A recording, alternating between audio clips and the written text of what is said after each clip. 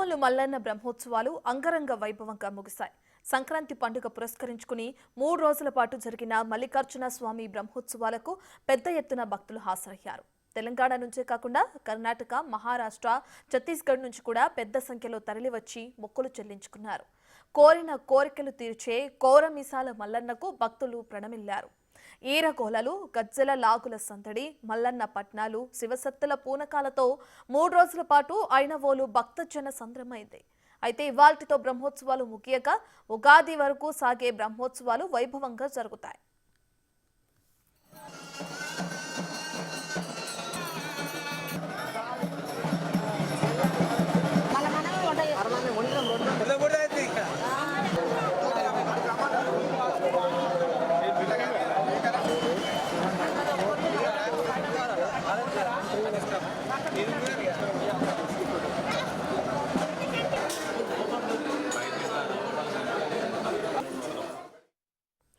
జాతర ముగింపుకు సంబంధించిన మరిన్ని డీటెయిల్స్ ని మా ప్రతినిధి వేణు అందిస్తారు.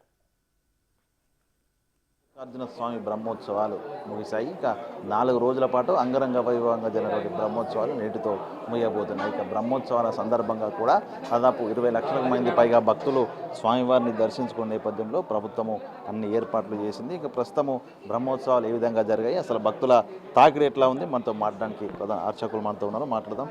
నమస్తే, ఎట్లా ఉంది బ్రహ్మోత్సవాలు, ఏం జరిగింది, ఏ కార్యక్రమాలు చేశారు, ఎట్లా ఉంది భక్తుల తాకిడి? ఐనవోలు గ్రామ వాసాయ శర్వాయ శిశుమౌళే శ్రీమన్మైలారుదేవాయ శుభదాయాస్తు మంగళం. అఖిలాండ కోటి బ్రహ్మాండ నాయకుడు, ఆది మధ్యాంతరహితుడు, లయకారుడు ఈశ్వరుడు వేయించేసిన దివ్యక్షేత్రం శ్రీ మల్లికార్జున స్వామి దివ్యక్షేత్రం. ఈ దేవాలయంలో వైదిక క్రతువు, జానపదం రెండు కలబోసిన దేవాలయం. ఈ దేవాలయంలో ఒగ్గు పూజారులు స్వామివారి యొక్క గాథను చెప్పుకుంటూ పట్నాలు వేయడం, బోనాలు చెల్లించడం జరుగుతుంది.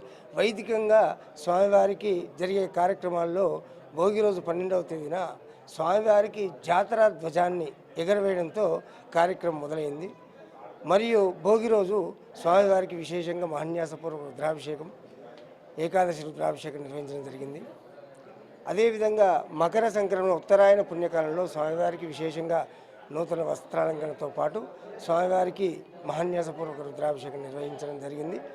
ఈ జాతరలో ఎక్కువగా రైతులు స్వామివారికి పంటలు పండి చేతికొచ్చిన తర్వాత స్వామివారికి బండ్లు కట్టడం ఆనవాయితీ. ఆ పశు సంపద సమృద్ధిగా పెరగడానికి వాళ్ళు మకర సంక్రమణ రోజు నిన్న రాత్రి స్వామివారికి ప్రభబండ్లతో స్వామివారిని ప్రదక్షిణపూర్వకంగా చేసుకుని దర్శించుకున్నారు.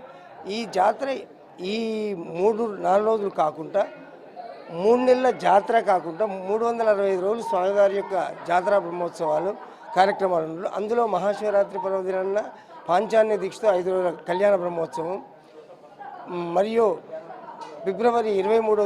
మార్చి 23వ తేదీన చివరి ఆదివారం జానపద రీతిలో స్వామివారి కండెలనాయుడు, గొల్లకేతమ్మ, బల్జమణదేవి యొక్క కళ్యాణం పెద్ద పట్టణ నిర్వహించడం జరుగును. చివరగా నామ సంవత్సరం రోజు స్వామివారికి 3 నెలల జాతర పరిసమాప్తించను. ఆ తర్వాత ప్రతి నెల మాస సంక్రమణకు కండెలనాయుడు, గొల్లకేతం, బల్జమణదేవి కళ్యాణము, మాస శివరాత్రి రోజు స్వామివారికి భ్రమరాంబ మల్లికార్జున కళ్యాణోత్సవం, ప్రతి మాసోత్సవంలో భాగంగా కార్యక్రమాలు నిర్వహించబడును. అదేవిధంగా గణపతి నవరాత్రులు, అమ్మవారి యొక్క భ్రమరాంబ అమ్మవారి దేవాలయంలో నవరాత్రులు, కార్తీక మాసంలో విశేషంగా స్వామివారికి అన్నపూజ, బిల్వార్చన ఇలాంటి సంవత్సరాంతం కూడా కార్యక్రమాలతో నిర్వహించడం జరుగుతుంది. సర్వే జనా సుఖినో భవంతు, లోకా సమస్తా సుఖినో భవంతు. ఈ విధంగా 4 రోజులు అంగరంగ బ్రహ్మోత్సవాలు జరిగినా కూడా 3 నెలలు ఉగాది వరకు కూడా జాతర జరగబోతుంది. ఇక సంవత్సరాంతం కూడా మల్లికార్జున స్వామి ఆలయం లోపల కూడా ప్రత్యేక కార్యక్రమాలు జరగబోతున్నాయి. దీంతో భక్తులు కూడా భారీ స్థాయిలో హాజరవుతూ కూడా ఆ మల్లికార్జున స్వామిని దర్శించుకొని కోరిన కోరికలు తీర్చుకోవడం, తర్వాత మొక్కులు చెల్లించుకునేటువంటి క్రతువు అయితే సంవత్సరాంతం కూడా జరుగుతుంది. ఏదేమైనా కూడా ఈసారి బ్రహ్మోత్సవాల్లో ఎటువంటి అవాంఛనీయ ఘటనలు జరగకుండా పూర్తిగా క్యూ లైన్లో భక్తులు కూడా ఇలాంటి ఇబ్బంది లేకుండా అమ్మవార్లను స్వామివారిని దర్శించుకుని వెళ్ళే విధంగా అయితే అధికారులు ఏర్పడిన సక్సెస్ అయ్యారు. ఇక ఈ బ్రహ్మోత్సవాలే కాకుండా సంవత్సరాంతం కూడా స్వామివారిని దర్శించుకోవడానికి భక్తులందరూ రావాలంటూ కూడా అర్చకులు స్వాగతం పలుకుతున్న పరిస్థితి ఆయన కనిపిస్తుంది. సంతోష్.